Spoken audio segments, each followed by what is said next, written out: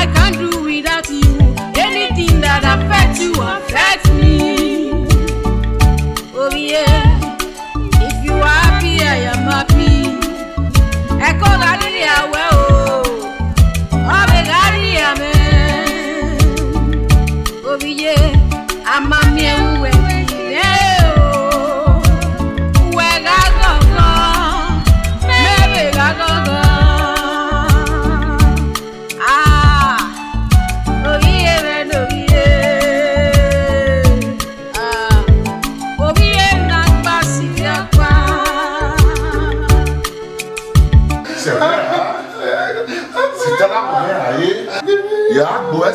ya buesona maeme ya buesona oh diwe ayo gwale wa wele me e round down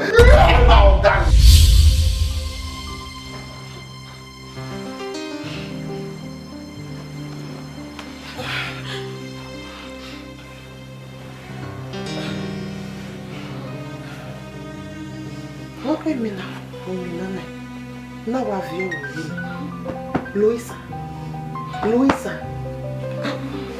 what's wrong? ya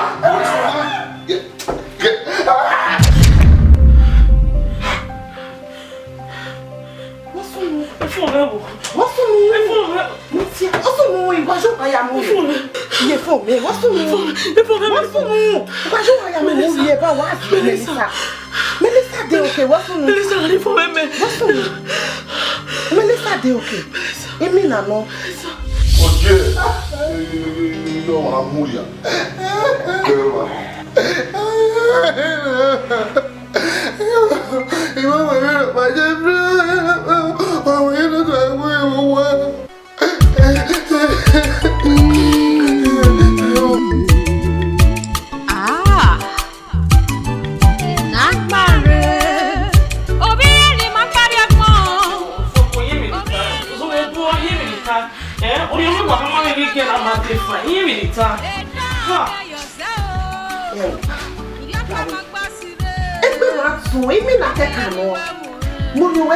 Okay, fine.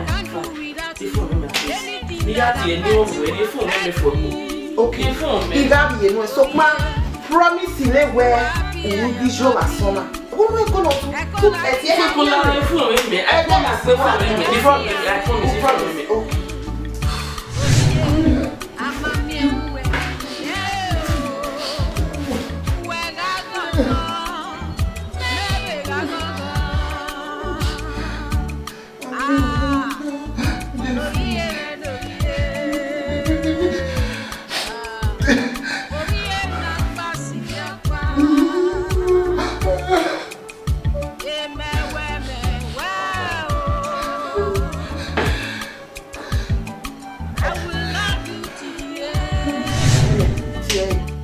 One year back at Bernard's home.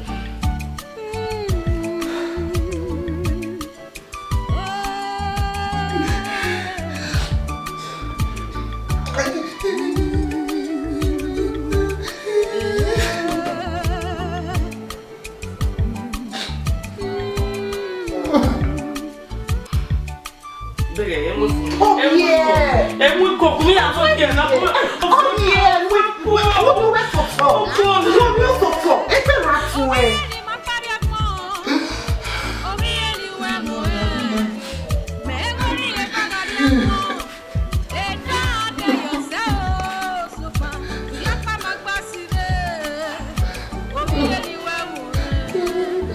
I can't do without you. Anything that affects you affects me. Oh yeah, if you are happy, I am happy. Echo Galilee, well, oh Galilee, amen. Oh yeah, I'm a man who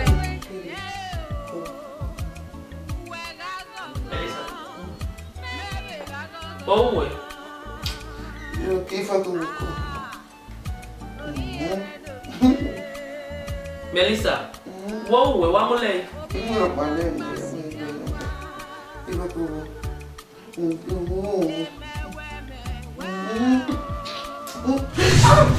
Melissa. When again? When not women, what's soon?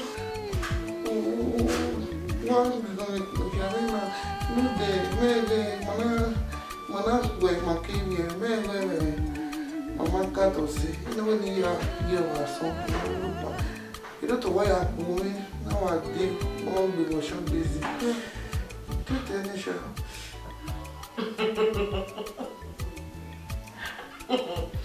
Interesting. Nice one. Well, that boy.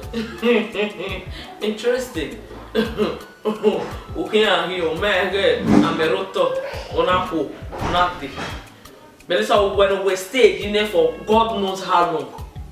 Huh? Mene de dima yo when you ba wo we in ke ni ala ni na yo o ke ni ala re kishi ni na re bai ama wo no wa stay ye mana ne Melissa wo we we so this we ni me ye go na e go ti dey be tuna mo be wo sham busy be ya wa ya me afiro. Oh God, e better no guy me ni wo Melissa o no guy me ni wo Melissa. Melissa, what way fan? What way? Maybe I told him where I told him maybe valley.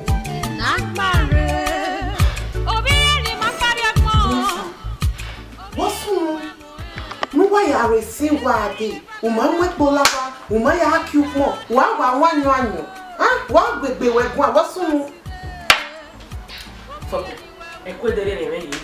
I'm not happy.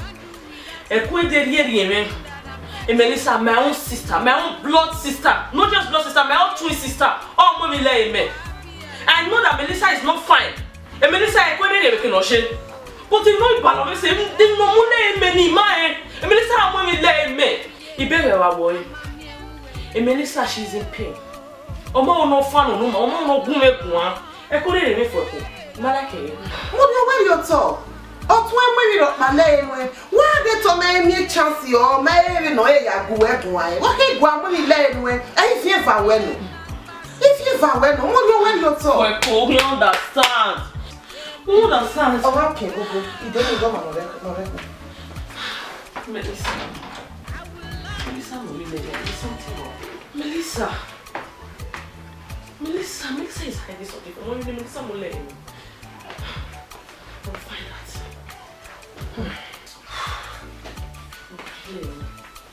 Okay, talk that. Melissa. Melissa. Melissa. Melissa, what are you doing? Oma, you are. Mutia. Frederick Mutia. Lao. Iye we mo se le ubon ese de ma oya me to le mo ni lao mo ja boy even me no see o be no ya ni wo wa o ha bi mu me iye wo me no go through one or two things with family issue lao. Don't have a family issue, but you look at my eyes, all I want to do, you might get away, you don't buy. You might get away, you talk about where they never done. Lao, iye we me no bon ma Lao, me to be made up go already doing ya we to boy lao. We sure. Ogado. Okay, no man, I can't say. Oh my wife. Chapwe wo.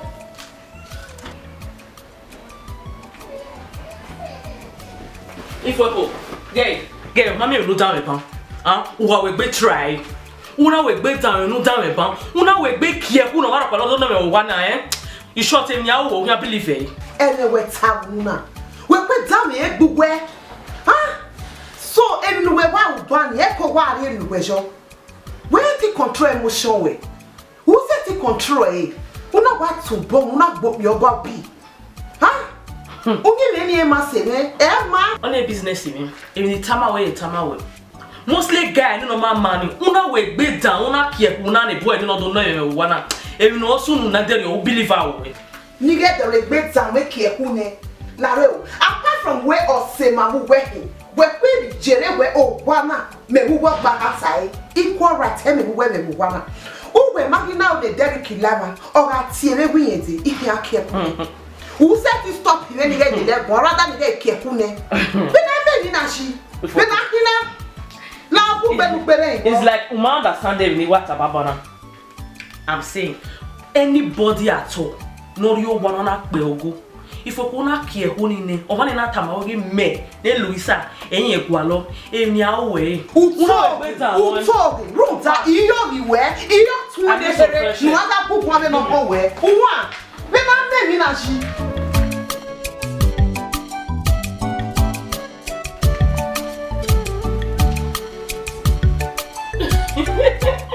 Luisa.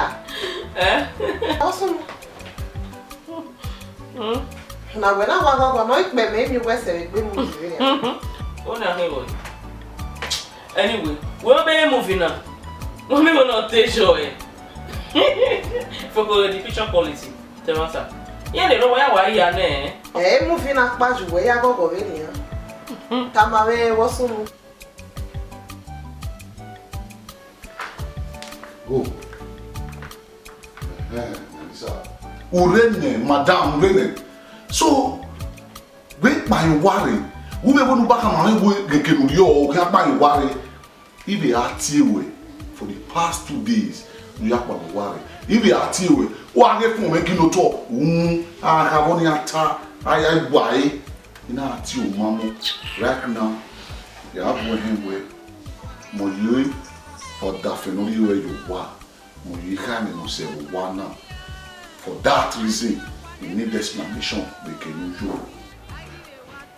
Melissa, when you know I will one. Melissa, when you know, I come out away. Igbo. Oh, no, what kind of man? See, man, say, oh, do I see it back me? Igbo away. What about coming? Yeah, Igbo away. What about coming? Yes. Oh, man, me argue when now where the credible work, the credible work, anything. You want that I set it boku. How do you want? Now, one naga.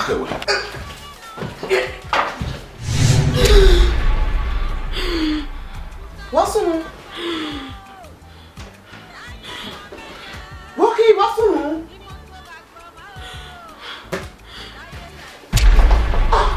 Our man of me. What in fact, no room, so that I be people no the way acting no. A way of no what. Oh, me I see my way. Incredible of my foot. Nonsense.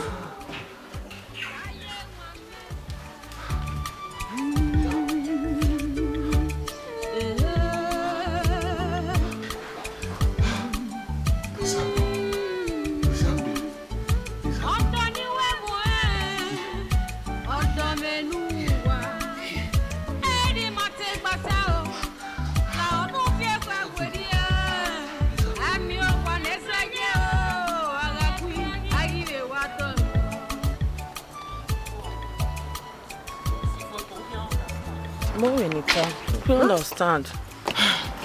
Fueko, Omanagwa cannot tell me. Eh? Not just my sister, my twin sister for that matter. More women in it. Who can understand? We're twins. Hey. Me with this girl, my they connected spiritual, physical, even blood. I don't know. Who can understand? Guy, go back here and look at that. You very good one. You have to for my like. You know you have to for my like. No, where you talk. Okay, can we? Oh, Omanagwa cannot twin and Agwa cannot. Oh, what's on? No, what does she? How much is she making? One for man, I what's on? I understand. What's your sick? Be more your west or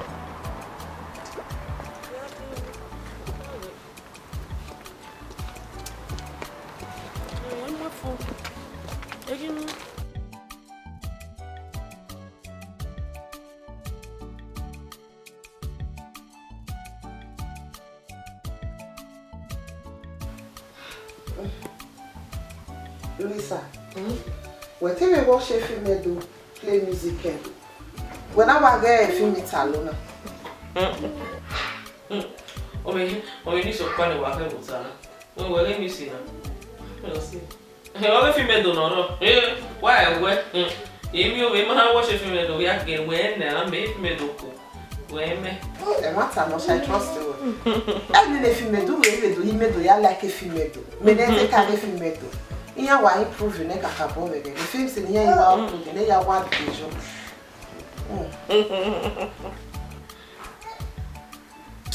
Oh God. Ibo le me wo ni ahin mo. Wọ́n susu wa no mu dan. Ani he o call. Derek, o ma be no no ti. Every gbera yin because he blocking over, he blocking. Eri ya le fefe ni ewo ya ti mi. Bo to iwale we no ya ti yan no. E private number yin mu, yen no. Mu nu e me no. Then mu ya telephone na jona. Wa ke go telephone na jona. No aya mu nu e me no ke ata. Imala ke mu na. Why ni? Yo call you na.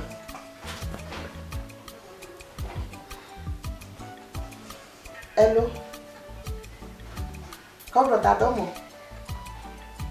Eluisa. O.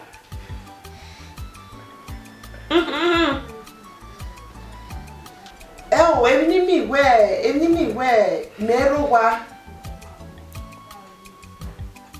Okay.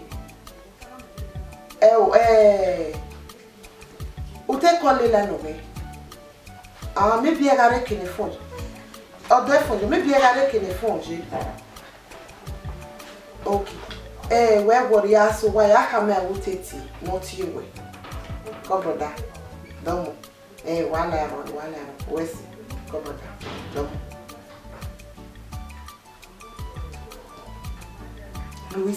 Louisa. Ekini dona echeme? Huh? Ube itwe na zena ni. Now. What's your plan?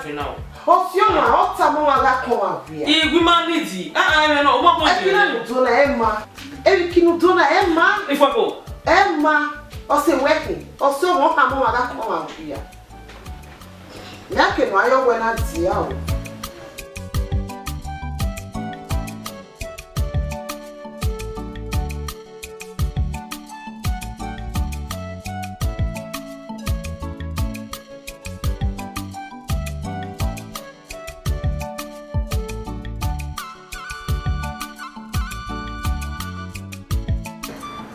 Okay, mama, I'm a doctor.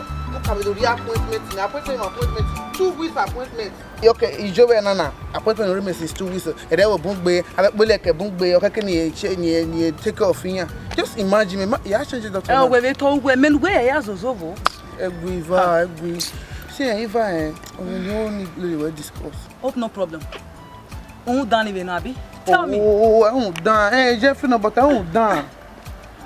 Jeffrey, where twin sister me, Louisa, or where this, disturbing me or calling me every second, audio wa me every time. The disturbance is too much or disturbing here because I'm married. No, I cannot laugh married only. Anytime I will get it, me or can't but me 1 minute or can't maybe once in 3 months because I'm like a woman decide.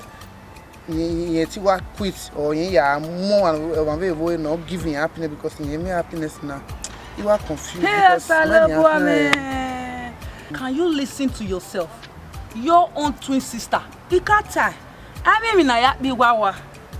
Hey, Jeff, if you were here, what's wrong with that bastard? It's a bastard. Oh my God, you see what I mean? Your own blood sister, not even blood sister. You guys share the same bond. You know this. You have the same feelings. But maybe why you now, in fact, I don't even know what to say. We were now this time, Louisa, any your wife, you or me, anything you or me decide we don't me your style. Man, you are here. I'm so confused. Don't tell me you are getting confused already.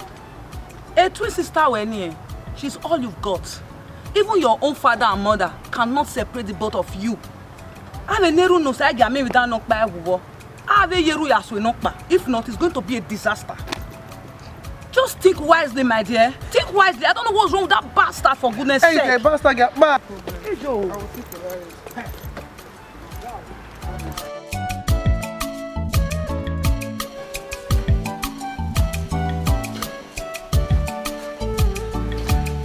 Jeffrey, if I didn't move, what's going on? But when he had been my I don't know you. And the favorite soup you were here in Benny, he was my daughter on now. Yeah, man, already, yeah. He? So we were getting with disrespecting when the enemy wanna take we get go my walk, my boo. We want this sound, I want to poison him, no walk be letting any walk. No one will be down. Jeffrey, me poison you well. And I'm a killer than we one now. And I'm a killer base and move it more ginan go like in way. But I mean, when I'm a poison you well, Jeff Malak, we are one. You might like eh? Madam Law will be women. That will be women. But why no man will find what get at him or what get lost. Me get that. Jeffrey and see I have or maybe maybe war a muguhi a caracanina or mugone. Yes, mugone, that you wear mugo as no reason I live and where, and that means again in a twin when me about this for him or say, Jeffrey. E kana fe go to when I Jeffrey, yeah, I with my young because a car when you are changing one now. Who shit yes. Hey, you have who want some where he did very well. Hey, we don't move now. Mamma, we don't move now. But I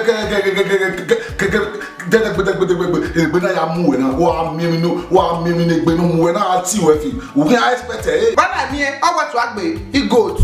Jeffrey,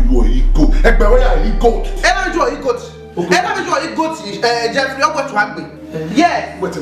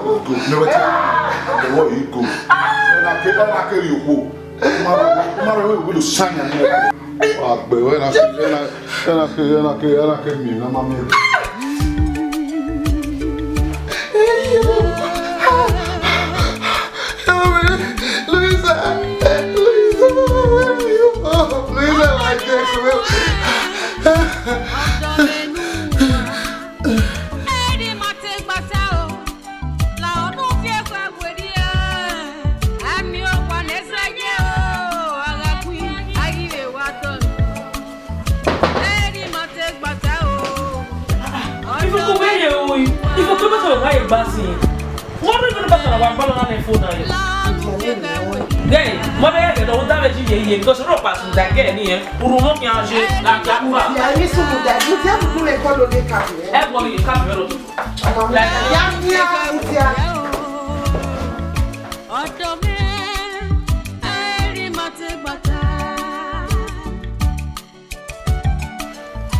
Melissa.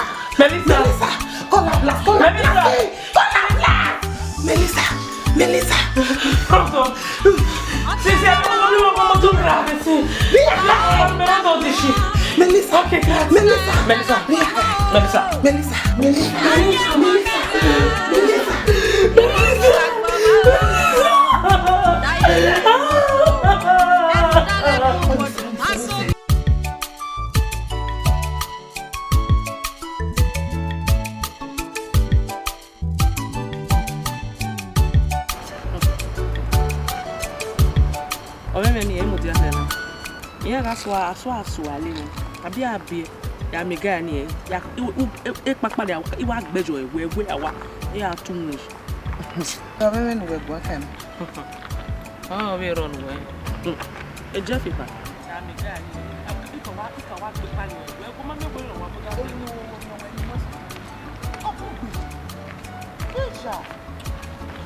Feko.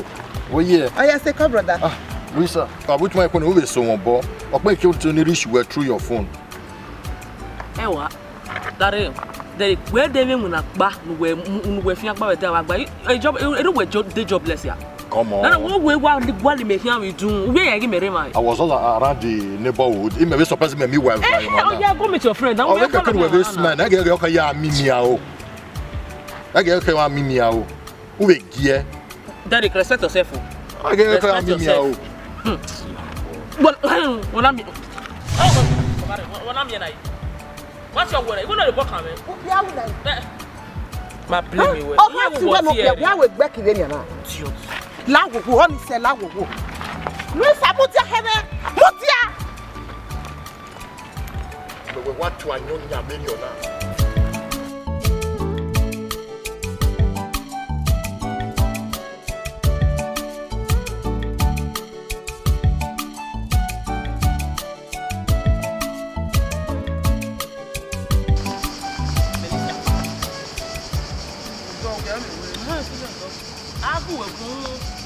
Yeah, this thing my read it there. Wow.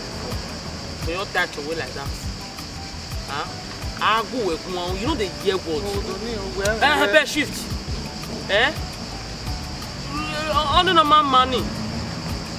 But I know. Whatever I can. Or you want? Or you read the Jeff or whatever I can. Wait, I nobody really ask you.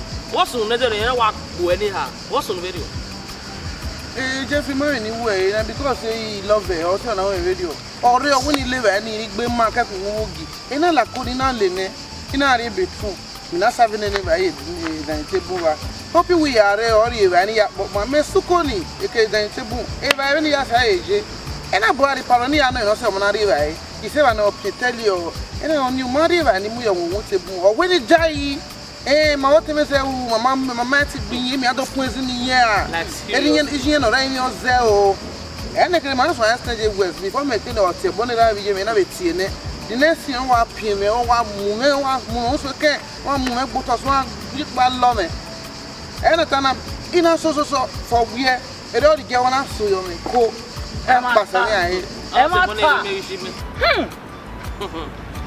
Jeff in here, or going at bed. We have Jeff, taking needing now one.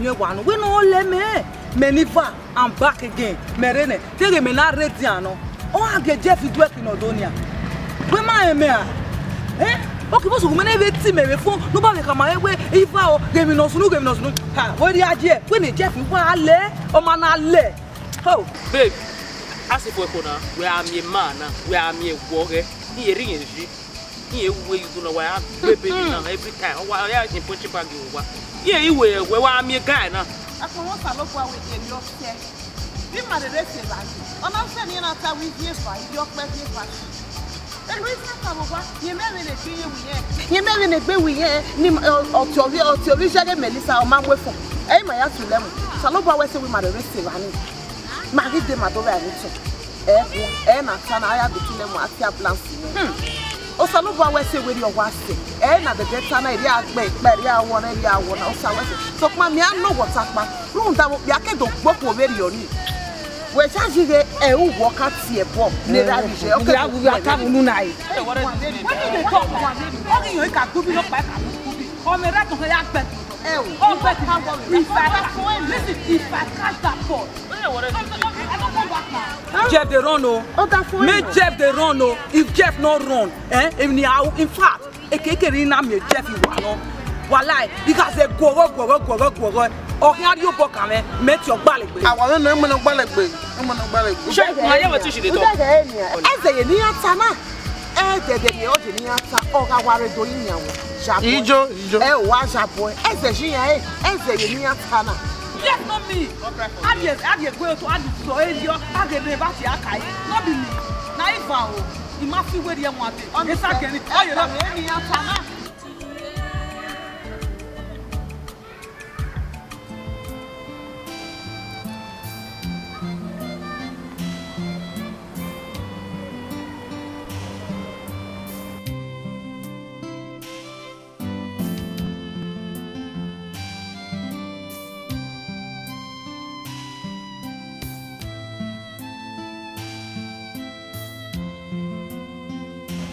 Waga, Uguma Begewe. We're total. Uguma, then no totai.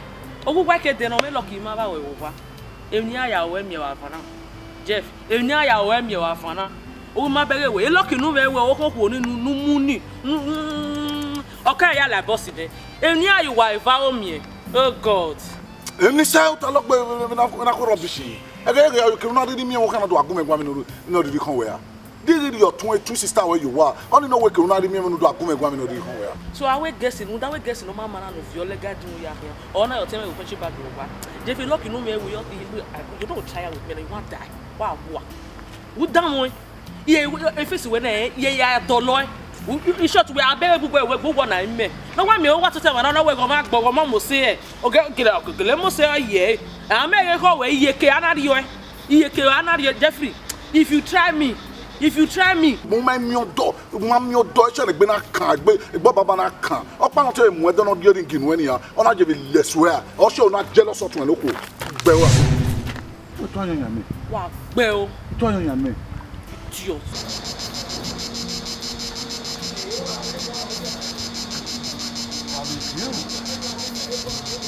ikata na we gbe na me ase na e na egbe na na ri oku ka bata genia gay bi mi agi wuna de ke mi na wa be mi kun da ri otun e me kata na we mi aso na egbe na ri oku egbe dana fi o ma mi na mi ri bodo wi an marry the twins e ka ma we ri ye wa ri odion wo kan jealous wa ri wo kan odion jealous wa gbe o e ya gwa lo we amo ye ma gbon we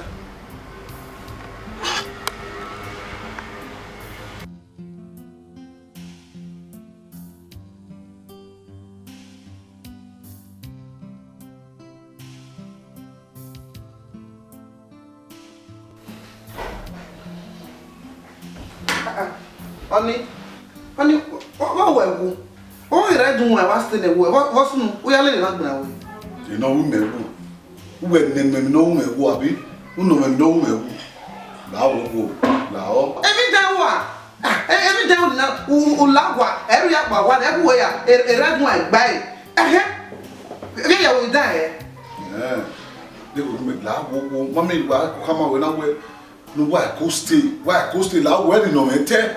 No matter, mammy married only big the one, I only jeering up. Well, I can't done in the Wemu, and I tell. But one I'm on you, oh, it meant when I made no snow.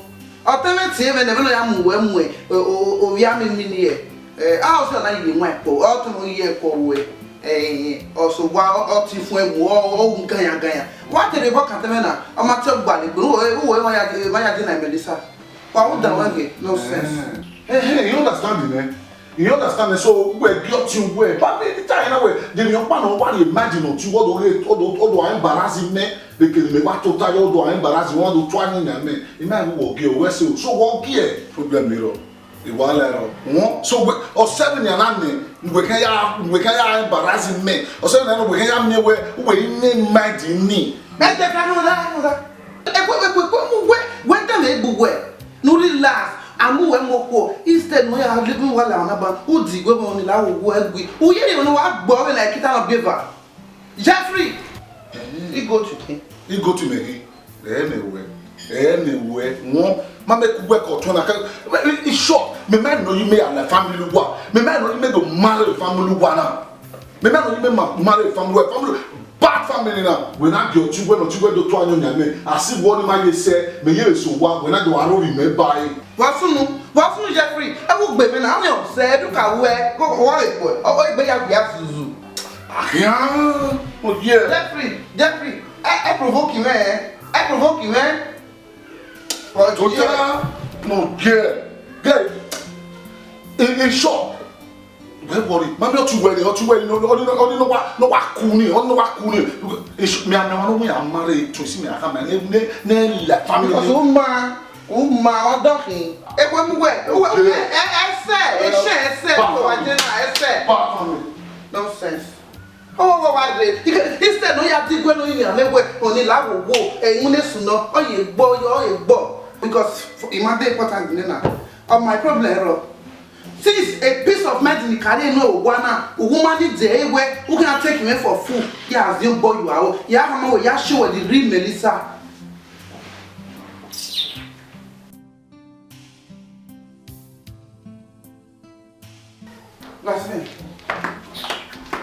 Be na one ni na. O su na me se bia e, be na one ni. La wo la e ya ta lo. Be na one ni. O na 3 days wa ade na.